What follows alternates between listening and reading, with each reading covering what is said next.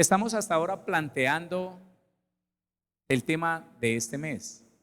Y como usted sabe, a mí me gusta como poner unas bases firmes, de tal manera que no alcanzamos a desarrollar en el mes todo lo que pues sería necesario desarrollar. Pero ¿sabe una cosa? Yo confío que usted es un hombre, es una mujer que estudiosos todos van y escudrillan la palabra, la estudian, profundizan en el tema, y están siendo fortalecidos, están siendo edificados en todos estos temas que hemos tenido en el año y los temas que tendremos el año próximo. Amén. Estamos apenas empezando el tema del fortalecimiento, ¿no? ¿Cómo es el tema de este mes? Fortificar. Ayer el pastor Giovanni les dio el significado de la palabra fortificar. Entonces, yo me voy a ir un poquito más atrás. Quiero ir un poco más atrás. De todas maneras, voy a permanecer en el texto hasta que este mismo texto nos lleve a otros textos. Así que segunda carta de Pedro, capítulo número 1, es el texto que hoy vamos a tener. El versículo 3, vamos a leerlo hasta el 8, pero quiero entonces proponerle que hagamos algo. Versículo 3 al 8, léalo conmigo. Como todas las cosas que pertenecen a la vida y a la piedad nos han sido dadas por su divino poder, mediante el conocimiento de aquel que nos llamó por su gloria y excelencia, por medio de las cuales nos ha dado preciosas y grandísimas promesas, para que por ellas llegaseis a ser participantes de la naturaleza divina, habiendo huido de la corrupción que hay en el mundo a causa de la concupiscencia, vosotros también, poniendo toda diligencia, por esto mismo añadid a vuestra fe virtud, a la virtud conocimiento, al conocimiento dominio propio, al dominio propio paciencia, a la paciencia piedad, a la piedad afecto fraternal, al afecto fraternal amor. Porque si estas cosas están en vosotros y abundan, no os dejarán estar ociosos ni sin fruto en cuanto al conocimiento de nuestro Señor Jesucristo. Diga amén. Bueno, resulta que fortalecimiento, la palabra fortalecer se da en estructuras, se da en diseños, en pensamientos, en planeamientos. Se puede fortalecer algo que ya está. No se puede fortalecer algo que no existe. Digamos, quiero fortalecer un edificio, pero a ese ingeniero le presentan un lote, un espacio vacío. Fortalézcame este edificio. ¿Cuál edificio? No, es que no lo hemos hecho. No puede fortalecer nada. ¿Me está entendiendo? Yo no puedo pretender fortalecer algo que no existe, que no está diseñado. Y no solamente que no está diseñado. Puede ser que esté diseñado y construido, pero si está mal diseñado y mal construido, yo no puedo fortalecer lo que está mal. ¿Me sigue? No se preocupe, yo me puedo devolver cuando usted me lo diga. Otra vez, yo tengo que observar que lo que voy a fortalecer, que lo que voy a fortificar, está bien diseñado y bien construido. Porque en el momento en que nos determinemos a fortificar, a fortalecer un mal diseño, una mala construcción, pues lo que vamos a hacer fuerte es un error. Es un error. Así que yo le pido a usted que piense en esto. Así como un edificio, vamos a hablar de una estructura más sencilla, no un edificio. Digamos que una torre que va a sostener un recipiente de 10,000 litros de agua, 10,000 litros de agua son 10 toneladas aproximadamente. Resulta que llaman a un ingeniero y le dicen, fortifíqueme esto, por favor, fortifíqueme esto porque de pronto no sabemos si esta estructura pueda resistir la carga de 10 toneladas. Él lo mira y dice, bueno, yo puedo fortificarla, pero es que pasa algo. Yo tengo que saber qué clase de hierro tiene y quiero saber cuál es la densidad del concreto. Me toca hacer unos estudios. Ay, pero no, yo lo que quiero es que usted me le ponga hierro por fuera o que me le funda más concreto. No, porque nada hacemos fortificar una estructura si no está bien construida. ¿Está entendiendo eso? Va, mira, la densidad del concreto no está bien, mira el hierro y resulta que son unas varillitas de cuarto ahí, delgaditicas. No, te puede poner lo que quiera. ¿Qué pasa? Es mejor derribar, es mejor demoler, es mejor destruir y volver a construir algo bien diseñado y bien construido. Esperamos entonces que en ninguno de nosotros se vaya a ver la necesidad de desbaratar algo que se construyó y se construyó mal, pasándolo a nosotros, al cristiano. Cuando la estructura o el diseño del evangelio está mal hecho, cuando la persona lo que recibió estuvo mezclado con el pensamiento del ser humano, del hombre, cuando al evangelio le fue infiltrado mucha palabra humana, mucho conocimiento de hombre que viene a ser contradictorio para la verdad de Dios. Escuche, la sabiduría del hombre viene a ser contradictoria, viene a afectar la sabiduría de Dios. Porque, hermano, nada tiene que ver la sabiduría del Altísimo con el pensamiento o con la prudencia o con la sabiduría del hombre. No tiene nada que ver. Espero entonces que podamos entender eso antes de comenzar.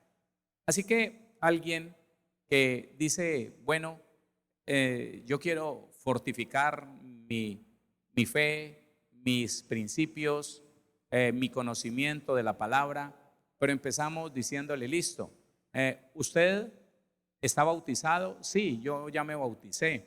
Ah, bueno, ¿quién lo bautizó? Me bautizó por allá un hermano, un pastor, cualquiera. Listo. Lo hizo bíblicamente como para los gentiles, así como está escrito para los gentiles, en el nombre del Padre, del Hijo y del Espíritu Santo. No. Yo me bauticé en ese lugar, me bauticé por un abuelito mío que se había muerto. Ah, usted se bautizó por los muertos. Sí, yo me bauticé a nombre del abuelito que estaba muerto, porque esa era la creencia que había en ese lugar. Listo, ya entonces hay una base, óigame, hay un cimiento debilitado, erróneo. Allí eso se va a partir. Empecemos por allí. Está bien, listo. ¿Y qué más te dijeron? No, me dijeron que si yo le creo al profeta, si yo camino en lo que el profeta me diga, yo estoy bien, yo voy seguro, un momentico, ¿cuál profeta? ¿Qué le dijo el profeta? No, el profeta dice esto, el profeta dice aquello. ¿Y es bíblico? Pues no lo he encontrado en la Biblia, pero es un hombre que tiene mucha comunión con Dios. No sirve. Otra base que está para demoler, otra base que está engañosa, fragmentada. Entonces hay que empezar por demoler todos esos conocimientos que tuvo esa persona. Pero ¿sabe una cosa? Hay personas que llegan a una iglesia cristiana y no dejan algunas de esas convicciones, no dejan algunas de esas enseñanzas. Empiezan diciendo, no, yo ya aprendí así.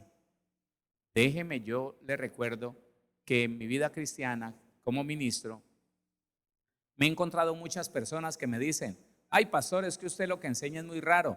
A mí no me enseñaron de esa forma, no me enseñaron así. No. Y lo que yo es que usted, yo no sé qué pasa. Usted es raro. Bueno, pero me estoy inventando algo o es la Biblia. Pues sí, es la Biblia, pero es que como uno puede entender la Biblia como quiera, ya no. Perdóneme, ya no. Escúcheme, eso de entender la Biblia como usted y yo queramos, eso se daba en el pasado, cuando a nadie le podríamos refutar que no, que es que lo que dice aquí en este texto bíblico significa tal cosa. Se quedaba como que, bueno, está para que usted lo crea o no lo crea, pero así no es. La verdad es que hoy no necesitamos de que nadie nos diga una mentira. Hoy sabemos que vamos a la concordancia, vamos al significado de las palabras que aparecen en español, pero que fueron tomadas de alguna palabra o en hebreo o en griego. Y cuando nos damos cuenta del significado de esa palabra, nos damos cuenta que no podemos darle cualquier interpretación. No podemos darle. Entonces le pongo como ejemplo, la persona me decía, es que la Biblia dice, pastor, la Biblia dice no temáis al que puede matar el cuerpo. No, más bien temed al que puede matar el cuerpo y el alma en el infierno. Pastor, ese es Satanás. Satanás es el que está en el infierno, que tiene unas pailas allá grandísimas. Él es el que toma las almas y las mete allá en esas pailas llenas de aceite y pone a sufrir a todo el mundo. ¿Dónde dice eso la Biblia? No, pastor, pero a mí me lo enseñaron. Resulta entonces, hermano, que usted tiene unas bases fragmentadas, mentirosas, que a la hora que la verdad de Dios venga a hacer peso sobre su vida, eso se va a pulverizar y usted va a quedar confundido. Tal vez se va del evangelio y no vuelva si no cambie ese engaño. Listo. La Biblia dice, no temáis al que puede matar el cuerpo. Tal vez a una persona, a un hombre, a alguien, a los demonios. Más bien temed al que puede dar muerte, al que puede perder, como usted lo quiera interpretar así, así lo puede hacer. Puede darle muerte, puede perder el alma y el cuerpo en el infierno. El único que tiene el poder para eso se llama Jesucristo, el Señor. A Él le ha sido dado el poder, a Él le ha sido dada la autoridad para sentarse en el trono blanco a juzgar. Es el único. Pero entonces la persona con esa creencia empieza a decir, pastor, pero tan raro, tan raro. No, a mí me dijeron que era el diablo, porque es que el diablo es malo, sí es malo, pero él no tiene poder para condenar. No, él tiene poder según la persona le dé poder con la desobediencia. Y lo que él hace es meter en el engaño, en la mentira, en el pecado, para que se condene y sea Dios el que en su último veredicto diga, no puede pasar a la eternidad conmigo, se tiene que ir al lago que arde con fuego y azufre. Dios es el único, no hay nadie más. Tan raro, pastor, es que usted dice eso, tan raro. Que el jefe de los demonios, Satanás, no, a mí la Biblia no me dice eso. Pastor, que sí, que es que por eso el brujo me persigue, por eso es que el satanista, por eso es que el agorero, por eso es que yo no he podido llevar una vida buena, por eso es que siempre vuelvo otra vez a consumir esto, vuelvo a las mujeres, porque el diablo es cochino, sí, el diablo es cochino. Pero él no es el que manda es Jesucristo. Si usted tuviera a Jesucristo, si lo conociera, si fuera sincero con él, déjeme decirle que él es cabeza de todo principado y de toda potestad, y que aún los demonios le tienen que pedir permiso al Señor Jesús para hacer cualquier cosa que vayan a hacer contigo o conmigo. No, hermano, hasta el punto de calificarme como hereje porque un día dije, no, Satanás no es el jefe de los demonios. Alguien lo venció en la cruz, la Biblia dice, y despojando a los principados y a las potestades, las exhibió públicamente, triunfando sobre ellos en la cruz. Ese fue Jesucristo, Él los venció. En la cruz del Calvario lo venció y pasó a ser cabeza de todo principado y de toda potestad, el jefe sobre todos los demonios. Hermano, yo recuerdo una persona aquí en este lugar, hace muchos años, 2005, que se rascaba y decía, no, pastor, es que eso me parece como absurdo. ¿Cómo que el jefe de los demonios es Cristo? Eso me parece hasta satánico. Pues no has leído y no has entendido. Esas personas tienen una mala estructura. Esas personas tienen unas bases mentirosas. Sobre ellas no se podría levantar la verdad de Dios, se va a resquebrajar. Al igual que otras cosas, hermano, una cantidad de cosas que yo les llamé en un estudio doctrinas de error dentro de la iglesia. Claro, claro que sí. Aquello de que hay géneros que no salen sino con oración y ayuno, la Biblia no dice que hay géneros. No, la Biblia no dice eso. Pero durante muchos años, décadas, se habló de eso. Hay géneros y decían, hay demonios, lo interpretaban de esa manera. Hay demonios que no salen sino con oración y ayuno. Así que el pobre endemoniado tiene que ponerse a ayunar y a orar. No sabe orar, ¿cómo hacemos? No sabe ayunar, ¿cómo hacemos? Entonces no va a salir el demonio. No, no se refería a una clase de demonios. Estaba diciendo, hay género. ¿Cuál es el género? Género, generación, descendencia, óigame, herencia. ¿Cuál es el género? El género de incredulidad. Oh, generación incrédula y perversa. Ese género no sale sino con oración y ayuno en ustedes, en los que van a expulsar un demonio. La incredulidad no los deja entender que ustedes tienen la autoridad, que ustedes tienen el poder, que yo se los di. Generación incrédula y perversa, dice el Señor. No.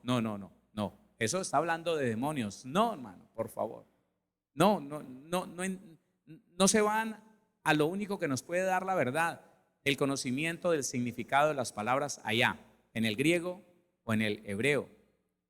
Y sobre esas bases, hermano, yo le pregunto, ¿qué se puede fortificar sobre la base del que cree en una cantidad de mentiras? Yo le pregunto, ¿fortificar esa mentira? No, porque cuando empiecen a tratar de fortificar con la verdad un poco de mentiras que esa persona creyó, lo que va a hacer es que ese refuerzo va a destruir la estructura. Escúcheme. Eso es como, yo recuerdo y viene a mi mente que las carrocerías metálicas de esos buses que usted ve por ahí, ellos tienen unos paneles, unas láminas que ahora son de fibra de vidrio. En el tiempo que yo empecé a trabajar con eso, eran de lámina y tenían unos remaches de golpe. Esos remaches había que saberlos quitar para no dañar la estructura interna. Pero yo quitaba esos paneles y me encontraba con que encima de la viga, encima de la estructura podrida, alguien vino y le puso una calceta. Yo no sé si usted entiende, una cosa parecida, con la misma forma, pero se la ponía encima y la soldaba allí. ¿Y sabe qué? Lo podrido ya estaba pudriendo el pedazo nuevo. No quitaban el pedazo malo para calzar el otro, no. Entonces fortificaban eso y no duraba nada, porque lo que estaba ya dañado dañaba el pedazo bueno que lo habían puesto. ¿Qué había que hacer? A veces hasta cambiar todo lo que nosotros llamábamos paral de la estructura, cambiarlo todo para poder impermeabilizarlo bien, aplicarle todo lo que tiene que ver contra el moho, contra la podredumbre. Pero hermano, eso es igual. Si usted se da cuenta que aprendió una o dos cosas malas, por favor, revísese si lo que aprendió en esos primeros años de evangelio es lo correcto, si el pensamiento que usted tiene es correcto, es de acuerdo a la verdad, de acuerdo no a la verdad de un hombre, sino de acuerdo a la verdad de Dios. Cuando nosotros encontramos que la verdad de Dios está básicamente en nosotros, entonces podremos fortificar. Aquí le voy a recomendar algo, yo no sé a quién, yo no sé, pero a alguien le vendría bien escuchar 3 audios que se llaman el resultado de la obra de Cristo en la cruz. El resultado de la obra de Cristo en la cruz lo que hace es que hace una revisión en tu vida y en mi vida de si lo que creo es correcto con relación a la obra que Cristo llevó a cabo en la cruz del Calvario. Es algo que muchos cristianos con muchos años no teníamos presente, no conocíamos a detalle. Sí, Cristo murió por mí. ¿Y qué ganó para usted? La salvación. ¿Y eso a qué se refiere la salvación? Escuche esto. Las bases de muchos cristianos están tan débiles que ellos piensan que lo único que Cristo ganó es el poderlos librar de la condenación eterna cuando nos muramos de esta vida. Sí, el Señor me dio la salvación. O sea, yo aquí en esta tierra puedo sufrir, en esta tierra puedo estar enfermo. El diablo puede hacer lo que quiera conmigo en esta tierra, pero un día, más allá del sol, tengo mi hogar, mi casa, pero eso es allá cuando yo me muera. Por favor, la Biblia no dice eso. La Biblia dice que el Señor ganó para usted y para mí una nueva vida, una vida diferente aquí en la tierra y en la eternidad con Cristo. Pero hay personas que no lo entienden. Así que si todo este año usted ha venido siguiendo los temas, ha revisado en esos temas cómo está frente a la verdad de Dios, no a lo que yo le predico, sino frente a la verdad de Dios, cómo están sus cimientos, cómo están sus bases como cristiano, y usted ha ido corrigiendo y usted ha ido desaprendiendo para aprender la verdad de la Biblia, usted puede empezar a fortificar ese conocimiento, esas bases, esos principios bíblicos que hay en su vida. De otra manera, es necesario que empiece a, ¿cómo llamarlo?, a confrontarse con la verdad de la palabra, para que empecemos a caminar en la verdad, no en la mentira. En el mundo hay muchas fantasías y aún dentro de las iglesias se manejan muchas fantasías, muchas mentiras. ¿Por qué? Porque No nos cercioramos de que la persona que nos enseña tenga el conocimiento adecuado de la Biblia. No, no. Sencillamente alguien que fue tocado por el Señor, alguien que nació de nuevo, y confiamos en que Él tiene la prudencia, la sensatez y la comunión con Dios necesaria para predicarme la verdad. No, no se confía en eso. Cada cristiano es responsable de cerciorarse si lo que se le predica es verdad bíblica o es una verdad de hombre que es mentira para Dios.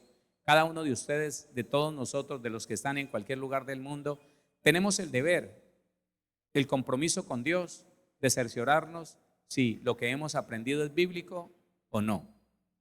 Para eso entonces le voy a invitar a que hagamos un análisis del versículo 3, del versículo 4 y aún del versículo 5, ¿sí? Y miramos cómo están un poquito esas bases que vamos a fortificar, esa estructura que queremos fortificar, porque quiero decirle algo. Cuando la Biblia empieza a añadir, en el versículo 5, cuando dice vosotros también poniendo toda diligencia, por esto mismo añadid, aquí ya se entra a fortificar algo construido, algo establecido, algo levantado en su vida y en mi vida. Pero entonces le invito a que estudiemos esos versículos anteriores, desde el capítulo 3. Estudiemos un poquito y tratemos de ver claramente si podemos entender lo que dice Pedro. Hay algunos desafíos de interpretación, tanto en las cartas de Pablo como de Pedro. Y este es uno de ellos. En las cartas de Pedro deberíamos ir bien despacio para poder entender lo que Pedro quiere decir a la iglesia en estos versículos. Versículo 3. Léalo conmigo. Como todas las cosas que pertenecen a la vida y a la piedad, deténgase ahí. ¿De qué está hablando el apóstol Pedro? Él está diciendo todo lo que pertenece a la vida y a la piedad, todo lo referente a la vida y a la piedad, de eso está hablando. Como todas las cosas que pertenecen a la vida y a la piedad nos han sido dadas. A ver, Pedro está diciendo, usted y yo ya recibimos todo lo que tiene que ver con la vida y con la piedad. Ahora, ¿qué clase de vida está hablando Pedro? Porque si no estoy equivocado, nosotros hemos estudiado al menos 4 clases de vida diferentes en la Biblia. ¿Cuál de esas vidas es la que nosotros recibimos? ¿Cuál de las manifestaciones de esas vidas es de las que está hablando Pedro? ¿De qué se trata? Porque está la vida del cuerpo, está la vida del alma, está el estilo de vida y está la vida de Dios. Esas son las 4 clases de vida que nosotros vemos en la palabra. ¿A cuál vida se refiere Pedro? ¿Y qué significa la piedad? Otra vez, como todas las cosas que pertenecen a la vida y a la piedad nos han sido dadas, espérese. ¿De qué piedad? ¿Qué significa la piedad? ¿Cómo puedo entender yo que he recibido todo lo que pertenece a la piedad? Todo lo que pertenece a la vida. ¿Cuál vida? ¿La vida del cuerpo? He recibido todo lo que pertenece a la vida del alma, a la vida psuché, o tal vez al estilo de vida que estoy viviendo. Yo recibí todo lo necesario para vivir un estilo de vida, la vida anástrofe o anastrofe, según usted la encuentre en el griego koineo o en otro griego. Sencillo, averigüémoslo. ¿Qué es lo que Pedro está diciendo? ¿A qué se refiere? Cuando dice, como todas las cosas que pertenecen a la vida, ¿cuál vida? Y a la piedad, ¿qué significa la piedad? Nos han sido dadas.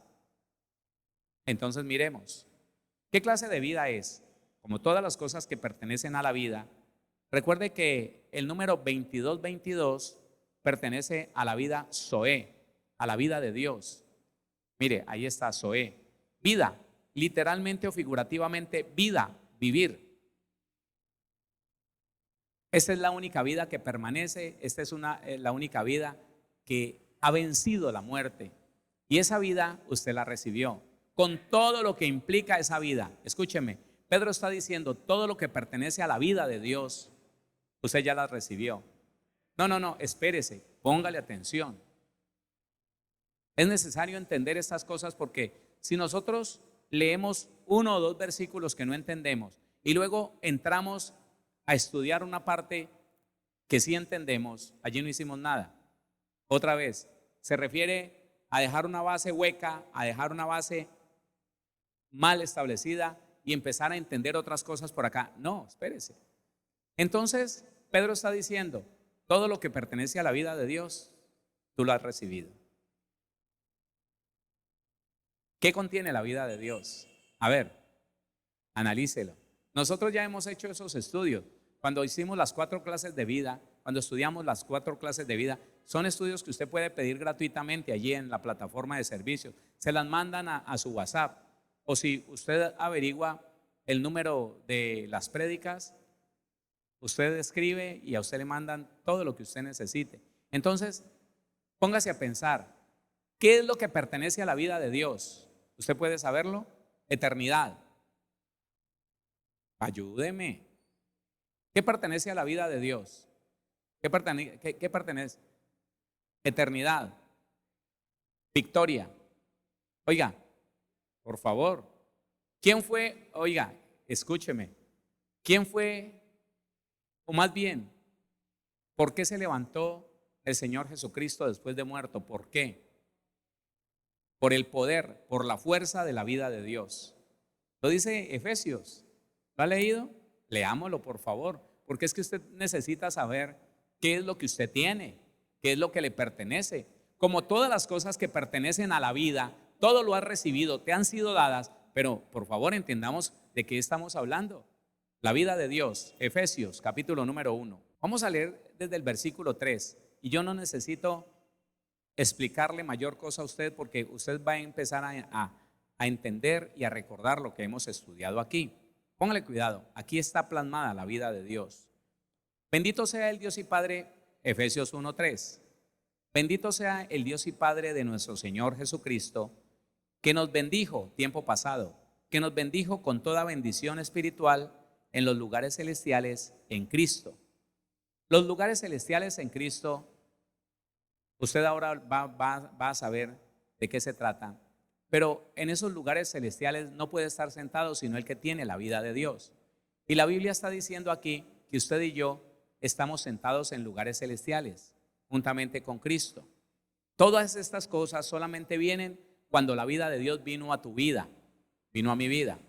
Bendito sea el Dios y Padre de nuestro Señor Jesucristo, que nos bendijo con toda bendición espiritual en los lugares celestiales en Cristo, según nos escogió en Él antes de la fundación del mundo, para que fuésemos santos y sin mancha delante de Él. Otra cosa, la vida de Dios trae una promesa de perfeccionamiento. Oiga, promesa de perfeccionamiento. Dios dijo que a partir de que viniera a tu vida la vida de Dios, entonces Él se encargaría de perfeccionarte hasta que llegues a ser tú, varón, tú, mujer, santo y sin mancha, santa y sin mancha. No delante de un hombre a quien podríamos engañar, no, delante de Dios. Oiga, léalo. Según nos escogió en Él antes de la fundación del mundo, para que fuésemos santos y sin mancha delante de Él. Todas estas cosas las contiene la vida de Dios. Entonces, vayamos analizando un poquito. La vida de Dios, todas las cosas que pertenecen a la vida de Dios te han sido dadas. El llamado, la selección previa desde la eternidad que te dio Dios. La decisión de Dios de perfeccionarte. Eso lo decidió Dios, eso no lo decidiste tú. Nosotros lo único que tenemos que hacer es ser dispuestos. Señor, haga lo que tenga que hacer. Ahora, hay cristianos que al no conocer esta verdad resisten la obra del Espíritu de Dios en el perfeccionamiento. No, que cómo así, que yo quiero es esto, yo no quiero esto. Dios brindándole todo un camino de bendición y ellos no, por aquí, porque eso allá no me gusta. No, porque es que a veces el Señor da regalos en papel periódico, envueltos en papel periódico, y no, a Él lo deslumbra lo que el mundo le está brindando y entonces yo quiero ir por aquí. No, yo no quiero para allá. Ese es el único que tuerce el camino de Dios y no le permite al Señor que por la vida de Dios en ti te dé lo mejor en esta tierra. ¿Quién está entendiendo? Oiga, póngale cuidado. Lo lo determinó desde antes de la fundación del mundo, a usted y a mí, como un hijo de Dios, lo sentó en lugares de dominio, poder y autoridad, que son los lugares celestiales.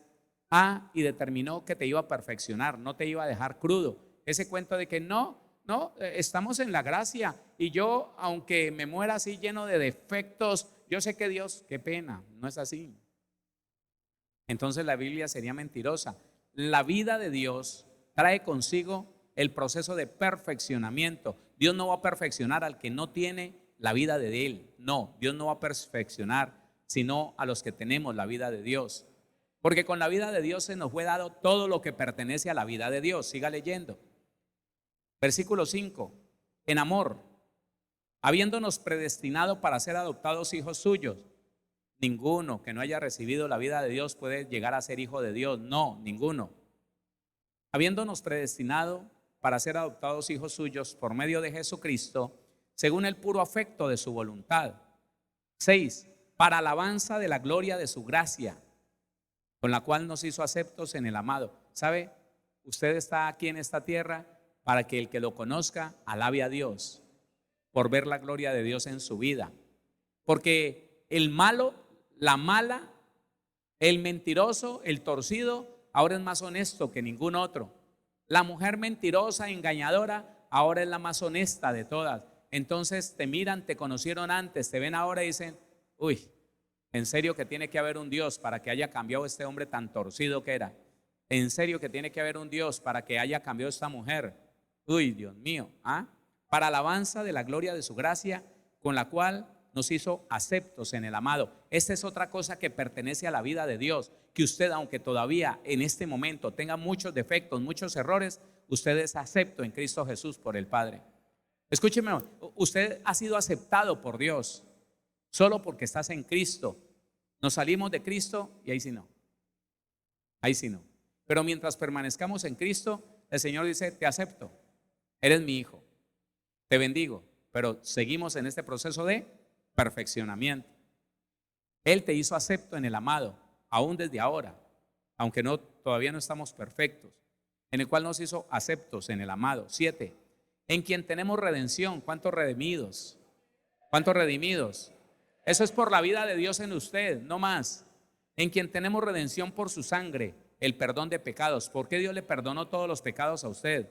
¿Por qué? Porque tiene la vida de Dios. Por eso, esas son cosas que pertenecen a la vida de Dios. Ahí está.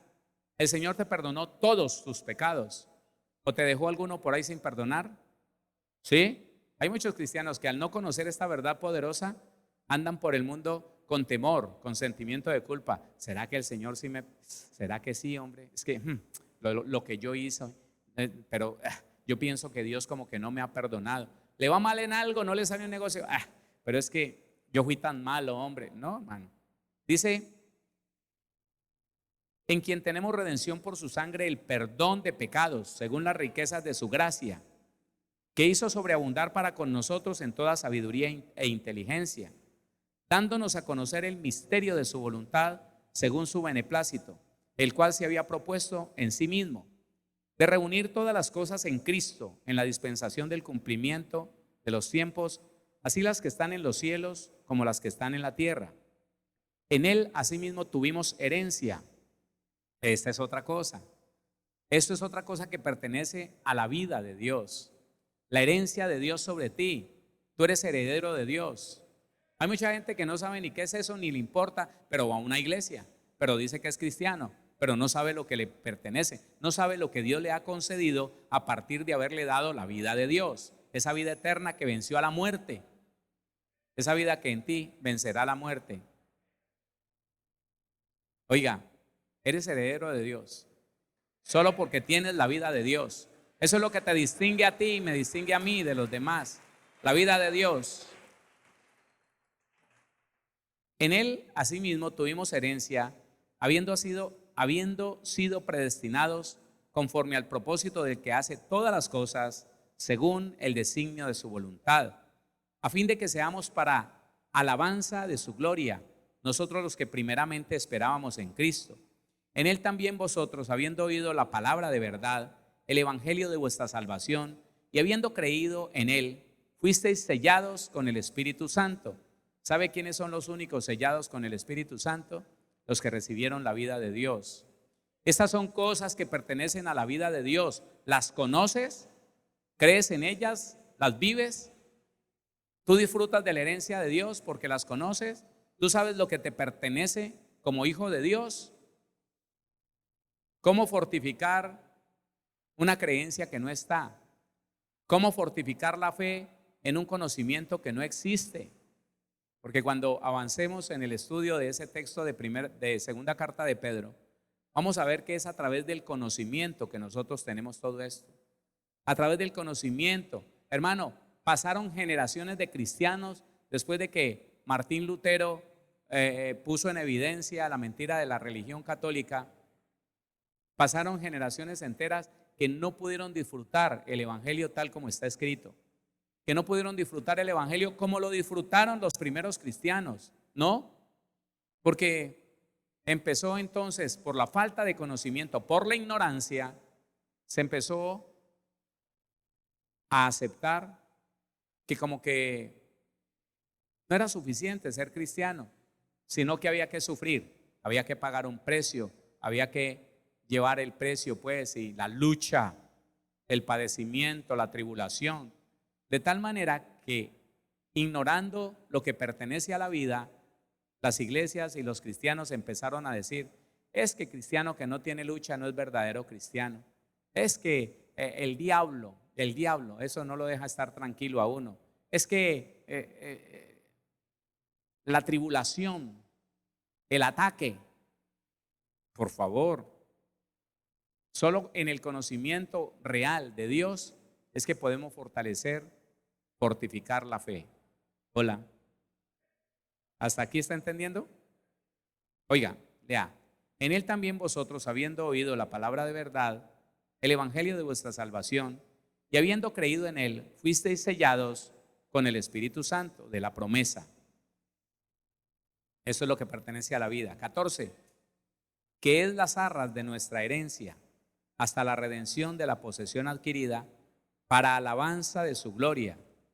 Por esta causa también yo, habiendo oído de vuestra fe en el Señor Jesús y de vuestro amor para con todos los santos, no ceso de dar gracias por vosotros, haciendo memoria de vosotros en mis oraciones, para que el Dios de nuestro Señor Jesucristo, el Padre de gloria, os dé espíritu de sabiduría y de revelación en el conocimiento de Él.